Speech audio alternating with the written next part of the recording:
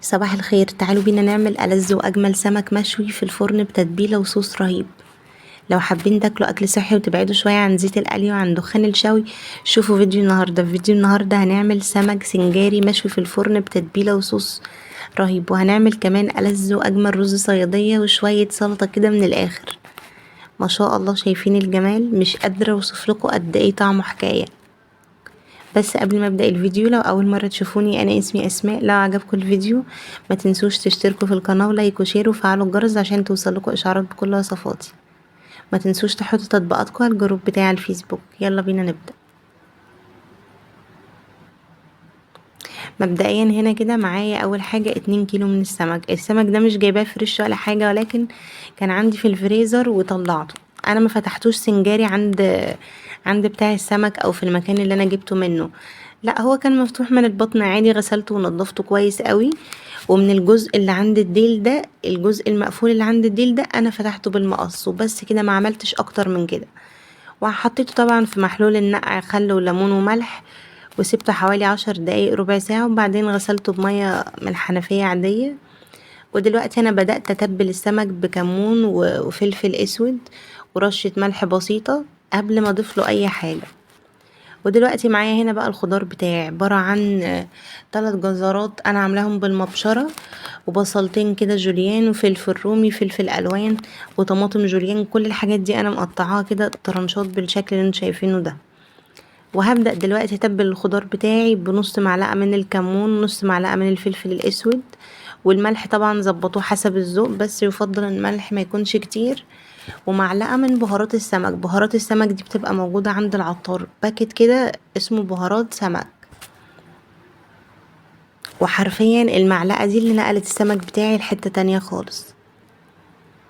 بصوا، هبدأ اقلب الخضار بتاعي بالشكل ده كله في قلب البهارات كده زي ما انتم شايفين.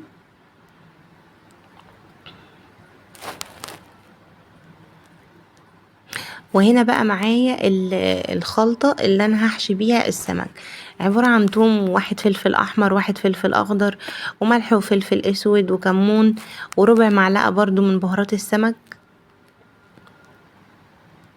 وتعملوه بقى في الهون، تعملوه في الكبة، تفرموه، بس اهم حاجة يكون فرم ناعم.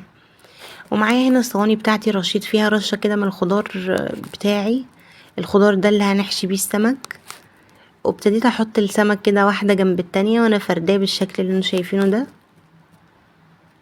بصوا، هي فتحة السنجاري كانت سهلة جدا عادي، هو كان مفتوح اوريدي، كان مفتوح من عند البطن، بس هو اساس السنجاري بيتفتح من ظهره، من سلسلة ظهر السمكة. بس عادي اوكي يعني، هو كان عندي في الفريزر وحبيت ان اعمله بالطريقة دي، ففتحته قصيته من عند الديل، وكان بالشكل ده زي ما انتم شايفين. وحطيت التوم هنا كده في قلبه من كل ناحية، خلطة التوم بالفلفل، الحاجات اللي وريتها لكم دي. وهبدأ احط الخضار هنا برضو في القلب. بصوا، انا بغطي السمكة كلها بالخضار بتاعي، لان السمك ده لما يدخل الفرن الخضار ده هيبدأ يقل ويكشف نفسه. بصوا، انا حطيت من تحت السمك ومن فوق في قلب السمك. مش قادرة اوصف لكم، الخضار ده بينقل السمك لحتة تانية خالص، بيخلي طعمه حكاية. وهنا كنت خلصت الكمية بتاعتي وحشيت السمك كله بالخضار. ومعايا هنا بقى التركاية دي اللي بتنقل السمك بتاعي لحتة تانية خالص. ده عصير يا جماعة، عصير 4 ليمونات. انا ابتديت كده اوزع على السمك بالشكل ده، وده بقى بيدي للسمك مزازة وبيديله طعم، حرفيا بتنقله لحتة تانية خالص. ووزعته هنا كده على كمية السمك بتاعتي كلها. ومعايا هنا نص كوباية مية. نص كوباية مية دي للصينيتين، انا عاملة صينيتين سمك. نص كوباية مية نزلت فيها بنص معلقة فلفل اسود، وربع معلقة كمون، وربع معلقة ملح. وابتديت اوزع كده، هو مبياخدش مية كتير وما بياخدش وقت في الفرن. وكده بكده خلاص هو جاهز معايا. ندخله الفرن على درجة حرارة متوسطة على الرف اللي في النص. هنسيبه لمدة 5 دقايق، وبكده هيبقى استوى سوا كامل، سوا ناضج يعني. وبعدين هنشغل الشواية بقى، نديله اللون اللي احنا حابينه ونخرجه على طول، وبكده يبقى جاهز معانا. واديت له كمان نقطتين زيت كده على الوش، زيت ذرة بقى زيت زيتون زي ما انتوا حابين. بس كده اما يدخل الفرن بقى يعني 5 دقايق بالظبط على الرف اللي في النص بيكون استوى. بنشغل الشوايه وبنديله اللون اللي احنا حابينه، يعني حابينه لونه اصفر، حابينه لونه احمر، زي ما انتوا حابين. وهنا بقى بدأنا في الرز الصيادية. نزلت بربع كوباية زيت وعليها بصلتين متقطعين صغنن كده، مش مفرومين في الكبة. مش في كل الأوقات لازم نفرم البصل في الكبة، في وصفات لازم يكون البصل ظاهر فيها مش مفروم قوي. وسيبنا البصلة لحد ما بقت باللون اللي انتوا شايفينه ده. ودلوقتي نزلت بلتر من المية، والملح ظبطوه حسب الذوق. يعني هو اساس الرز الصياديه زي ما قلت لكم في باقي فيديوهات السمك اللي قدمتها معاكم قبل كده، ان البصله تبقى غامقه باللون ده. وما حطيتش بهارات ولا حطيت اي حاجه. ممكن تضيفوا رشه كمون بسيطه ربع معلقه، رشه فلفل اسود ربع معلقه، بس ما الرز الصياديه ما بيحتاجش اكتر من كده.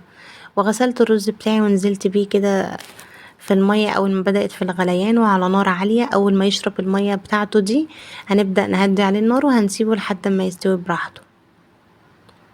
بصوا، وهنا الرز ما شاء الله كان جاهز معايا بالشكل اللي انتوا شايفينه ده، قد ايه مفلفل وطعمه خطير.